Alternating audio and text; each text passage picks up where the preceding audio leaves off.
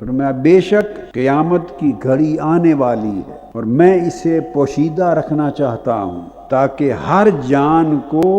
اس عمل کا بدلہ دیا جائے جس کے لیے وہ کوشاں ہے۔ اگر ظاہر کر دیا جائے کہ فلاں وقت میں قیامت آئے گی تو لوگ اسے دیکھ کر اپنے اعمال کا تعین کریں۔ اگر اللہ کے کہے پر یقین ہے تو قرآن سے بڑھ کر تو کوئی قول نہیں ہے جس پر یقین کیا جائے، اور یہ بات ہمارے اندر اتری نہیں، اتر جاتی تو آقا علیہ الصلوۃ والسلام فرماتے ہیں لوگوں جو میں دیکھتا ہوں اگر تم دیکھ لیتے، اور جو کچھ میں سنتا ہوں اگر تم سن لیتے تو تم ہنستے کم